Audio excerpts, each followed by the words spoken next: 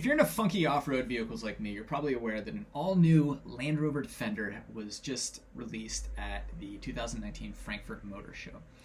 This is exciting for a lot of reasons. I think the main one is that the Defender is just such an icon. Leading up to this day, a lot of people were afraid that Land Rover was going to screw it up. And while you can debate the merits of a solid axle versus fully independent suspension all you want, it seems that on the surface, Land Rover has kind of hit the nail on the head with this thing.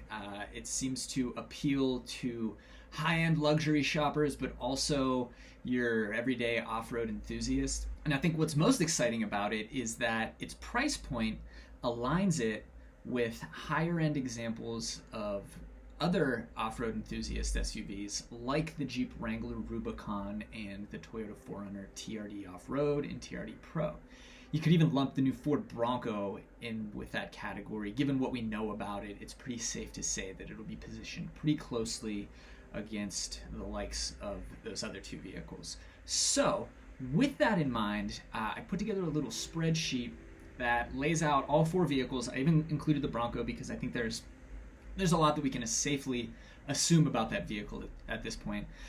So I put together this little sheet comparing the four vehicles based on certain trim levels and showing what someone in the market for a $50,000 to $60,000 off-road enthusiast SUV might consider when cross-shopping these, well, call it four off-road SUVs. So check it out.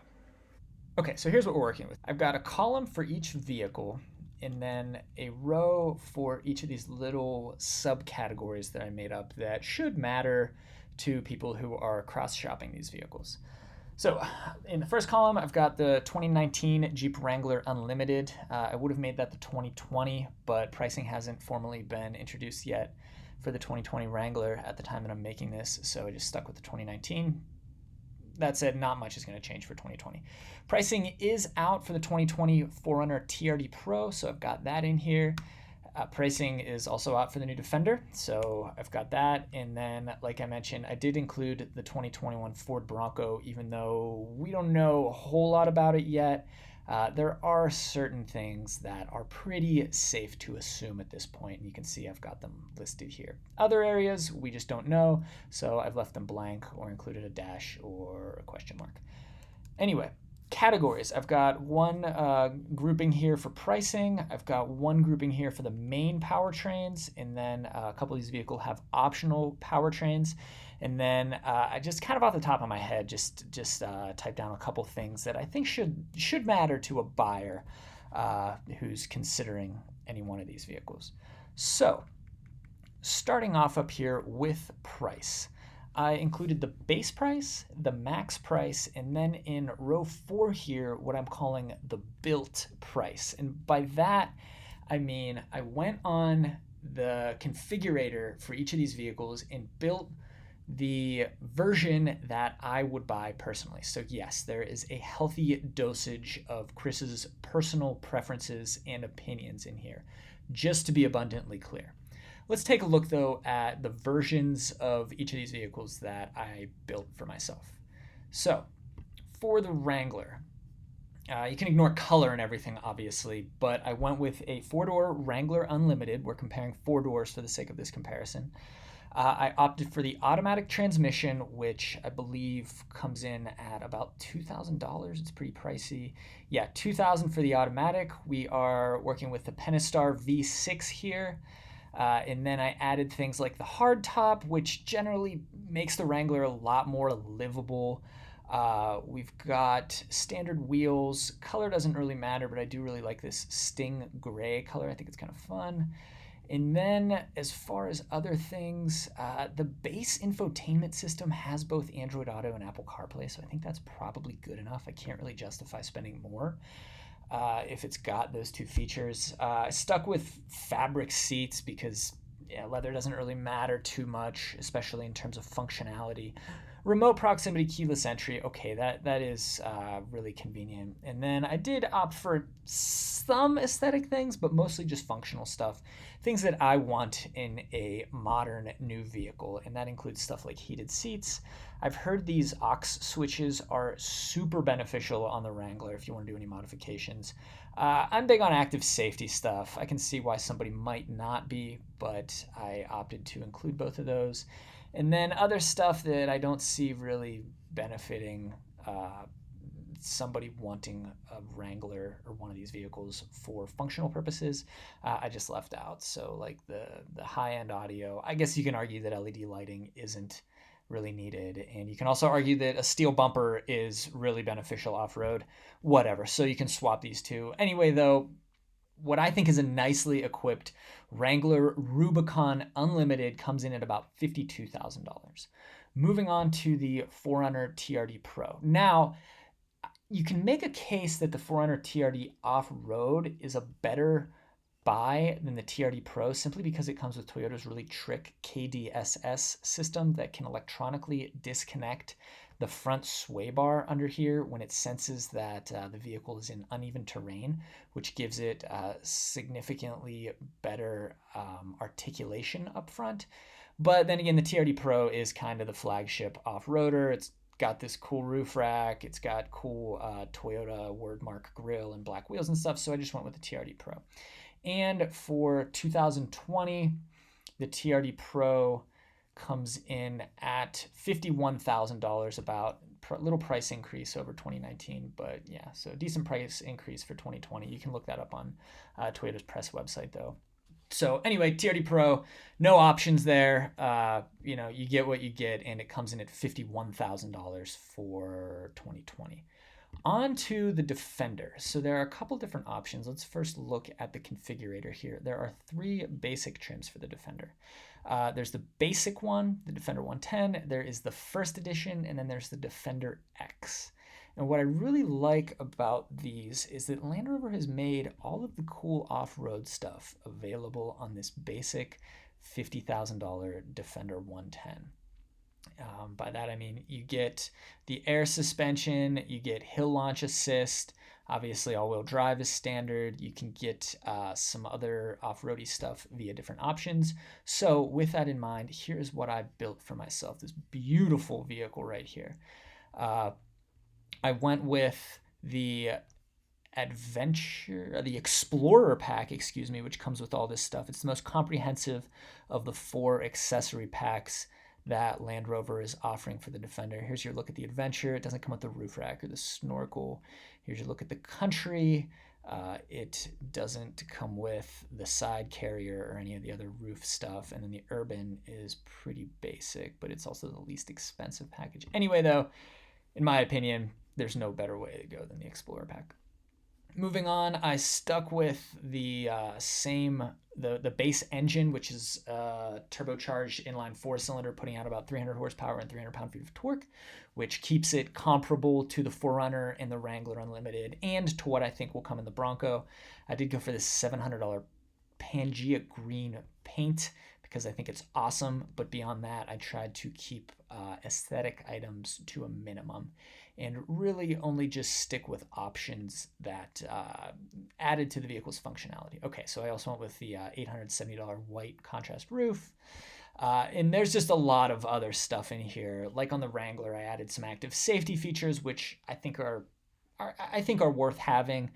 Additionally, I went with the tow package, which gets you some of the off-road stuff for $1,600. This new Defender has an 8,200 pound towing capacity, which is really great. So I think that's worth having. Also added the off-road pack, which gets you off-road tires. Who knows what those are, but additionally, I skipped this comfort and convenience, skipped the cold climate, added the driver assist pack. Beyond that, not much else. And I could go on and on, but altogether, as equipped, my Defender of choice comes out to $62,000. So going back to the pricing, you can see the built price is what I would get for each of these vehicles. So to recap, my Wrangler Unlimited Rubicon came to $52,000.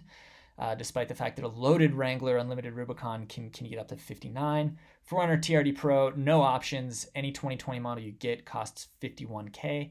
And then the Defender, this is where it gets a little bit nuts, but fully loaded, while it starts at $51, a fully loaded 2020 Defender 110 comes in at $105,000, meaning that you can more than double the cost of the vehicle just by adding options, which I think is just kind of insane. I'm really curious to see like what the average selling price, or the average transaction price, I should say, ends up being on the new Defender. But anyway, mine would come in at about $62K, and that's pretty great, primarily because Land Rover has given buyers the option to spec a new Defender with primarily just functional bits to make it kind of an off-roady, bare bones competitor to these other two vehicles here. And then obviously pricing hasn't been announced for the Bronco, but I would wager that it's going to pretty closely mimic what the new Wrangler comes in at too. Moving on to powertrains. By now, everyone pretty much knows that the Wrangler comes with this 3.6 liter Pentastar V6, puts out 285 horsepower and 260 pounds-feet of torque. The Wrangler is the only vehicle on this list that comes with a manual. You'll notice I did put in here that the Bronco is going to come with a 10-speed automatic. I think it's pretty safe bet that it will, although there are rumors that the Bronco will also have a 7-speed manual. So I think maybe I should have put that in here, but maybe the Bronco comes with a manual, but out of these three vehicles, only the Wrangler offers a manual. And then looking at fuel economy, that's yet to be announced for the Defender, but with the Pentastar, the Wrangler is respectable, a lot better than the ancient powertrain in the 400 Trd Pro, which comes with a 4-liter V6 mated to a 5-speed automatic. I don't know of any other vehicle on sale today, other than I think like the Nissan Frontier that comes with a 5-speed automatic. But anyway, yeah, 5-speed automatic in the 4Runner. Then the Defender's powertrain's pretty good. I have a feeling that its fuel economy will probably beat that of the Wrangler just because it uses a smaller turbocharged 4-cylinder. But 296 horsepower, 295 pound-feet, mated to a ZF 8-speed automatic, which is found in like every other vehicle sold with an 8-speed. So yeah, it's a pretty popular transmission that a lot of different automakers use. The Wrangler is available with that 2-liter turbocharged 4-cylinder that makes a little less horsepower than the V6, but a lot more torque than the V6. It's also a little bit more expensive, and it comes exclusively with the 8-speed automatic. The turbo costs about $1,000 more, and it gets 22 miles per gallon in the city, 24 highway, and 22 combined. So I have a feeling that the Defender is going to come in with fuel economy pretty similar to that. Like I said, the Defender overlaps with these vehicles at its low end. You can get a Defender up to $105,000, and that $105,000 Defender would come with this, even like a $70,000 or $80,000 Defender is going to come with this more powerful turbocharged 6-cylinder engine that makes 395 horsepower and 406 pound-feet of torque, mated to that same 8-speed automatic. So that's pretty impressive. I don't think there will be much cross-shopping, though, of the turbocharged 6-cylinder Defender with either of these vehicles. I think with this powertrain, the Defender is kind of a different animal. It leans more into the luxury segment. Anyway, though, on to some of these functional bits. As everyone knows, the Wrangler and the 4Runner Trd Pro are super old school truck-based SUVs. So will the Bronco be when it comes out. It's supposed to be based on the Ranger platform, so it's also kind of a truck-based SUV. The Wrangler is the only vehicle on this list, and the only off-roader on sale today outside of the heavy-duty pickups that comes with a solid front axle. The 4Runner Trd Pro uses independent front suspension with a solid rear axle, and then the new Defender has a fully independent suspension, which is kind of interesting. And it's got an air suspension, actually, that kind of helps to account for that IFS. It gives it a little more clearance when it's fully raised up, but maybe we'll get into that in a little bit. And I just went through this whole thing and realized that I forgot to mention ground clearance and approach, breakover, and departure angles, all of which are pretty important, so here they are. The Wrangler Unlimited Rubicon has 10.8 inches of ground clearance. The 4Runner Trd Pro sits a little bit lower with 9.6 inches, and then the Defender 110, thanks to that adjustable air suspension, has at a minimum 8.5 inches of clearance, and at a maximum, when fully raised up in off-road mode, it offers 11.5 inches of ground clearance, which is pretty impressive. As for the angles, the Wrangler Unlimited Rubicon has an approach angle of 43.9 degrees, a breakover angle of 22.6 degrees, and a departure angle of 37 degrees. The 4Runner TRD Pro has an approach angle of 33 degrees, a breakover angle of 19.8 degrees, and then a departure angle of 26 degrees. The Defender 110, again, thanks to that air suspension, has at a minimum an approach angle of 30.1 degrees, a breakover angle of 22 degrees, and then a departure angle of 37.7 degrees. But then again, once you raise it up into its highest setting, the Defender 110 has an approach angle of 38 degrees, a breakover angle of 28 degrees, and a departure angle of 40 degrees. Again, pretty impressive. So if you're comparing these, thanks to that adjustable air suspension, the Defender 110 offers the most ground clearance and pretty favorable breakover and departure angles. It comes in second place with regard to approach angle when you look at the Wrangler Rubicon's 43.9 degrees, which is pretty generous compared to the Defender 110's maximum of 38 degrees of approach. The Wrangler Rubicon comes with front and rear differential locks. It's a popular rock crawler. It kind of is the world standard when it comes to rock crawling. The 4Runner TRD Pro gets a rear locker, which we shouldn't take for granted in this day and age when most vehicles are moving away from old school manually activated switches and stuff in favor of automatic traction control systems and things.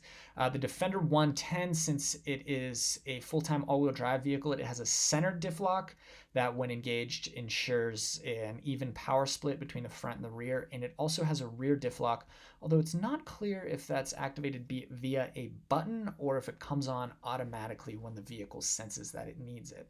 I think most off-roaders prefer a button-activated rear locker because you can engage it proactively when you're coming upon an obstacle. And then as far as the Bronco goes, the new Ranger comes with a button-activated rear locker, and I have to think that the Bronco will have that as well. Other cool stuff with the Wrangler Rubicon, you do get that trick front sway bar disconnect that you can engage for more articulation off-road. And then it gets this off-road cruise control system that most automakers offer today. They just brand it as different things. I've just called it off-road cruise control. I have a feeling the Bronco will come with it as well. 4Runner has different terrain modes. I'm not sure if the Wrangler has them as well, but all these different systems that manipulate the traction control system to help you get through different terrains. They're pretty popular. And then, like I mentioned, the Defender's 4-corner air suspension is kind of a fun toy, as are its terrain modes. I know the Defender will also have hill descent control, but I think we're pretty much even with regard to other stuff on these vehicles, although the Wrangler Rubicon's sway bar disconnect is kind of cool. That said, I did mention if you get the 4Runner TRD off-road, it offers pretty similar off-road capability to the TRD Pro, but it also comes with KDSS, which is something similar to the Jeep's sway bar disconnect system, although it functions automatically on the 4Runner. So that's worth considering as well. The 4Runner TRD off-road is considerably less expensive than the TRD Pro.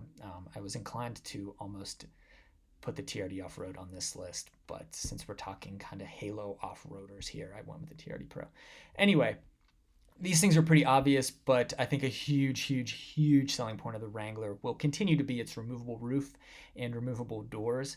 It's looking like the Bronco is going to have a removable roof and removable doors as well, and Ford has also patented a lot of other cool trick features that integrate with the Bronco's removable roof and doors, like a fold-out awning, tube doors that are contained within the Bronco's traditional doors. So there's a lot of cool stuff to look forward to with the Bronco there. Anyway, moving on, factory all-terrain tires. The Wrangler Unlimited Rubicon has them. The 4Runner TRD Pro kind of has them. The Defender 110 does have them. I should change that. There's an off-road package that gets you all-terrain tires on the new Defender. And I have to think the whatever off-road trim level Ford comes up with for the Bronco, that it will have off-road tires as well. Spare tire position, I know that's a fun thing for a lot of people. In the Wrangler, the Defender, and on the Bronco, based on the teasers that Ford has released, it will have a rear-mounted spare tire. The 4Runner, though, keeps it in the underneath position. Cargo volume, this is interesting. This is a good way to compare the relative sizes of these vehicles. Idea here, if you're taking one camping, you need it to be able to fit a lot of stuff. That isn't exactly a strong point of the Wrangler. Even in four-door Unlimited, it offers 32 cubic feet of space with the second row seat in the up position, and 72 cubic feet with the second row folded. Compare that to the 4Runner, which is the biggest vehicle out of these three, and I have a feeling it will continue to be once the Bronco is released.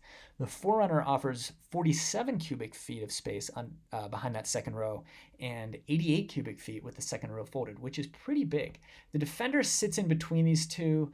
It offers 35 cubic feet with the second row folded, and this is assuming that your Defender isn't equipped with the optional third row seat that expands seating capacity out to 7. I'm not sure exactly what that does to cargo volume, but a regular 5-passenger Defender 110 offers 35 cubic feet of space behind the second row and 79 cubic feet of space with the second row folded. So 4Runner is the biggest, followed by the Defender, and the Wrangler is the tightest with regard to cargo capacity. Seating capacity worth touching on. Wrangler Unlimited seats 5. 4Runner Trd Pro and Trd Off-Road both seat 5. I know the 4Runner is available with a third row, but the off-road trims are not able to be optioned with that optional third row. And then the Defender is kind of funky.